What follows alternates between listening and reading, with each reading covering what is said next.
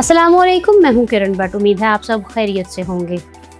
आज की वीडियो उन पाकिस्तानी नौजवानों के लिए बहुत अहम होने वाली है जो बैरून मुल्क जाकर एक बेहतर मुस्तकबिल बनाना चाहते हैं। हम जानते हैं कि ज़्यादातर पाकिस्तानी बरतानिया और यूरोपीय ममालिक को तरजीह देते हैं, लेकिन अब इन ममालिक के वीज़ा कवानीन पहले से कहीं ज़्यादा सख्त हो चुके हैं। ऐसे में दुनिया के दूसरे तरक्की याफ्ता ममालिक की तरफ देखना वक्त की ज़रूरत बन चुका है। इसीलिए आज हम आपके लिए एशिया की टेक्नोलॉजी पावर जनूबी कोरिया से एक शानदार खुशखबरी लेकर आए हैं। नाजरीन, जनूबी कोरिया ने अपने वर्क वीज़ा और इमिग्रेशन कवानीन में तारीखी नरमी का ऐलान कर दिया है। अब वो गैर मुल्की हुनरमंद, साइंसदानों, रिसर्चर्स और स्किल्ड वर्कर्स को बड़ी तादाद में खुशामदीद कहने के लिए तैयार हैं। आज की इस तफसीली वीडियो में हम आपको बताएंगे कि जनूबी कोरिया ने किन वीज़ा कैटेगरीज में नरमी की है, किन शोबों में हज़ारों नई नौकरियों के मौके पैदा हो रहे हैं, पाकिस्तानी नौजवान इस सुनहरी मौके से कैसे फायदा उठा सकते हैं। इसलिए वीडियो को आखिर तक जरूर देखिएगा, क्योंकि आज की मालूमात आपके मुस्तकबिल का रुख बदल सकती है। जनूबी कोरिया इस वक्त दुनिया की मजबूत तरीन मईशतों में शुमार होता है। सैमसंग, हुंडई, LG और दीगर आलमी कंपनियां इस मुल्क से ताल्लुक़ रखती हैं। टेक्नोलॉजी, रिसर्च, इलेक्ट्रॉनिक्स, गाड़ियों की सनत और मसनूई ज़हानत के मैदान में जनूबी कोरिया ने पूरी दुनिया में अपना नाम बनाया है। लेकिन दूसरी तरफ एक हकीकत ये भी है कि जनूबी कोरिया इस वक्त शदीद लेबर के बहरान का शिकार है। मुल्क में नौजवान आबादी तेजी से कम हो रही है, शरह पैदाइश दुनिया की कम तरीन सतह पर पहुँच चुकी है और मुख्तलिफ सनतों में काम करने वाले अफराद की तादाद खतरनाक हद तक कम होती जा रही है। यही वजह है कि हुकूमत ने अपनी इमिग्रेशन पॉलिसी में बड़ी तब्दीलियां करने का फैसला किया है। जनूबी कोरिया की वजारत इंसाफ ने बाकायदा तौर पर ऐलान किया है कि मुल्क में गैर मुल्कियों के लिए वर्क वीज़ा हासिल करना पहले के मुकाबले में कहीं ज़्यादा आसान बना दिया गया है। हुकूमत ने अपनी नई पॉलिसी में 2 अहम शोबों पर खुसूसी तवज्जो दी है।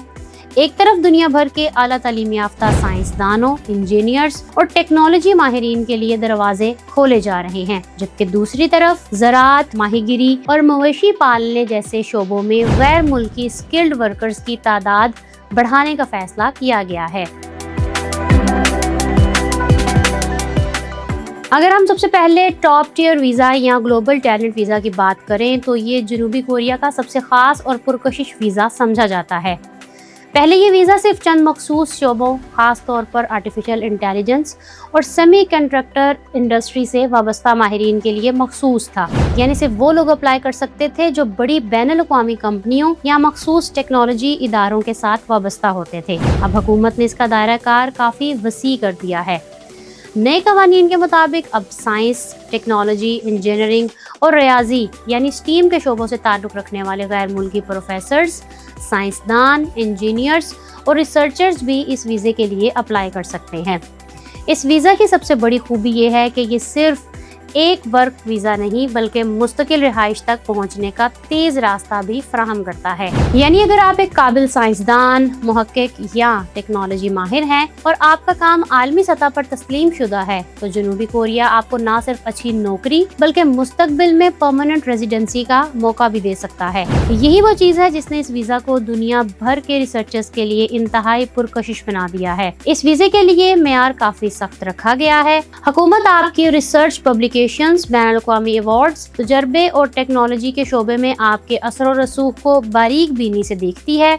अगर किसी शख्स ने जदीद टेक्नोलॉजी, मसनूई ज़हानत, रोबोटिक्स या साइंसी तहकीक में नुमाया काम किया हो तो इसके इंतखाब के इम्कानात ज़्यादा होते हैं। अब अगर हम आम हुनरमंद अफराद की बात करें तो जनूबी कोरिया ने E74 वीज़ा में भी बड़ी नरमी कर दी है। ये वीज़ा बुनियादी तौर पर अनस्किल्ड वर्कर्स के लिए है जो ज़राअत, मवेशी पालने, माहीगिरी और दीगर अमली शोबों में काम करते हैं। जनूबी कोरिया में इस वक्त इन शोबों में शदीद लेबर शॉर्टेज पैदा हो चुकी है, क्योंकि मकामी नौजवान ये काम करने में दिलचस्पी नहीं रखते। नए कवानीन के तहत गैर मुल्की वर्कर्स के लिए कोटे में नुमाया इजाफा कर दिया गया है।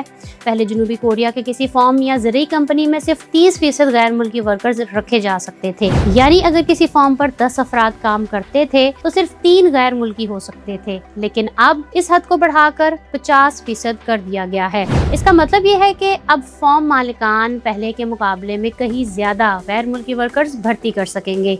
اس کے علاوہ حکومت نے چھوٹے فارمز اور ماہی گیری کے کاروباروں کے لیے بھی بڑی آسانیاں پیدا کی ہیں۔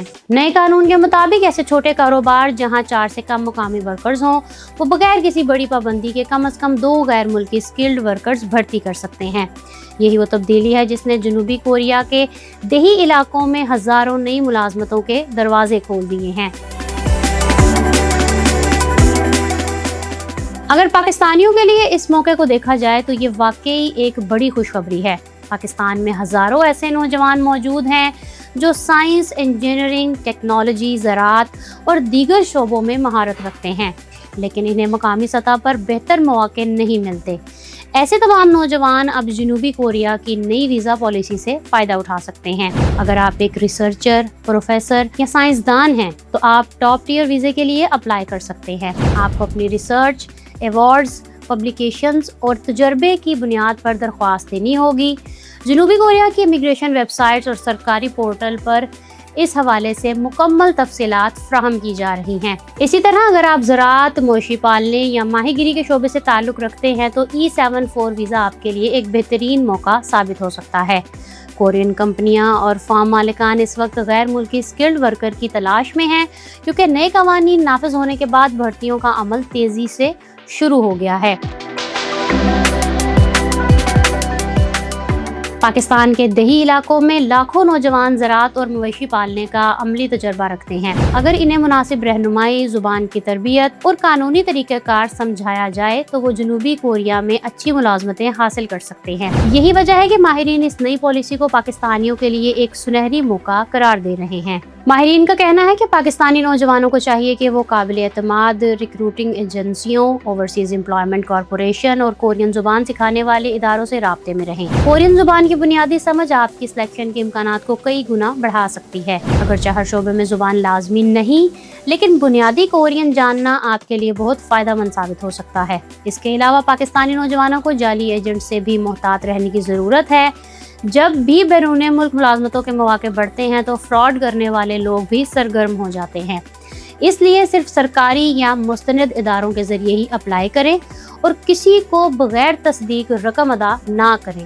جنوبی کوریا کی یہ نئی ویزا پالیسی اس بات کا واضح ثبوت ہے کہ دنیا بھر میں ہنرمند اور محنتی لوگوں کی مانگ کبھی ختم نہیں ہوتی۔ چاہے آپ ایک سائنسدان ہو یا ایک اسکلڈ ورکر، اگر آپ کے پاس مہارت ہے تو ترقی یافتہ ممالک آپ کو خوشامدید کہنے کے لیے تیار بیٹھے ہیں۔ اگر پاکستانی نوجوان اس موقع سے صحیح انداز میں فائدہ اٹھائیں گے تو اس سے نہ صرف اپنی زندگی بدل سکتے ہیں بلکہ پاکستان کے لیے بھی قیمتی زر مبادلہ بھیج سکتے ہیں۔